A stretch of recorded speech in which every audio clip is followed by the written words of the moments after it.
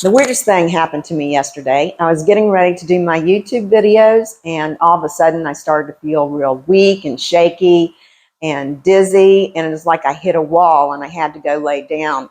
So I checked myself out, and it turns out that I had pesticide poisoning. Now, Ketu is in my fourth house, and Ketu is the planet that has toxicities that you cannot see. And that being in the fourth house made my living environment very toxic. As it turns out, I've been moving for the past couple of months, and I moved into a new apartment, and they had used pesticides to spray for bugs as a preventative measure. And I did not realize that. Now, I do know when I moved into the apartment that it had an odor, but I thought it was from them cleaning the rugs. It turns out it wasn't from them cleaning the rugs. I was smelling the pesticides, and they now disguise the smell of the pesticides, so they don't really smell like pesticides, but it smelled more like a shampoo that they had used to clean the carpet. So I'm doing remedial measures to neutralize all of the chemicals that they sprayed in here, and told the management not to spray my apartment because I do have a sensitivity to chemicals. But this is all due to Ketu being in my fourth house.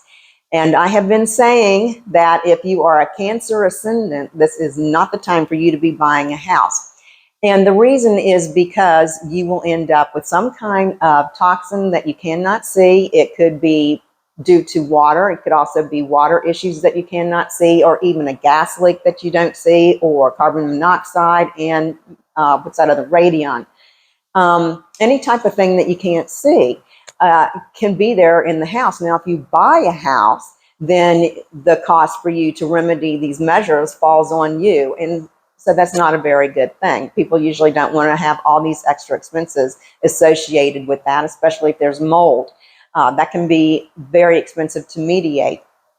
So that's what we say when we see Ketu running through somebody's fourth house, not to buy a house during that point in time, because this is something that you could run into. It is better to rent if you're going to have to move, which I did for my career, which most Cancers are doing right now. And because if you're renting, then that way you don't have to incur the cost. And make sure you have a really good renter's insurance policy as well. The other very interesting thing that happened is, now all this stuff happened in the morning with the pesticides that I discovered. But then later on in the afternoon, I got an email from the management company informing us that some other apartment was having plumbing issues, and they would probably have to shut our water off in the whole building to fix those plumbing issues for 4 hours today. That is another Ketu in the fourth house. And, you know, that, I guess my situation could have been worse. I could have had the water damage, and, you know, that can be a lot worse if it damages property or your furniture or anything like that. So anyway, luckily they have not shut the water off yet on the apartment, but we'll see how that turns out. So the other sign that really does not need to be buying a house right now is anybody who is a Scorpio ascendant. Now, I'm a Cancer ascendant, and my moon is in Scorpio, so that is a double whammy right there. So if you've got your moon or ascendant in Cancer, or you've got your moon or ascendant in Scorpio, do not be buying a house. Ketu is aspecting, if you're Scorpio, Ketu is aspecting your fourth house, and in your fourth house is Saturn. You will definitely either be remodeling, and it's going to be a major remodeling, or you will have to do some kind of construction work on damages to your home. So you want to avoid that. Now, if you're a Pisces ascendant or moon, you probably are going to be wanting to think twice before you move, because Ketu is aspecting your fourth house, but well, right now Mars is in there. So that would definitely bring some sudden damage to your house that you would have to straighten out. But these planetary energies, don't worry, will change. And when Ketu shifts at the end of November from Libra into Virgo, then the Cancers can take a breath of fresh air, the Scorpions can take a breath of fresh air, and so can the Pisces, because he will no longer be in your fourth house causing these issues. So that freaking Ketu, I tell you, it's not energy that you want to mess around with, but seeing it in your chart ahead of time can help you mitigate that energy. Now, the other interesting thing is I told you that I moved, and I've been doing this over the past couple of months.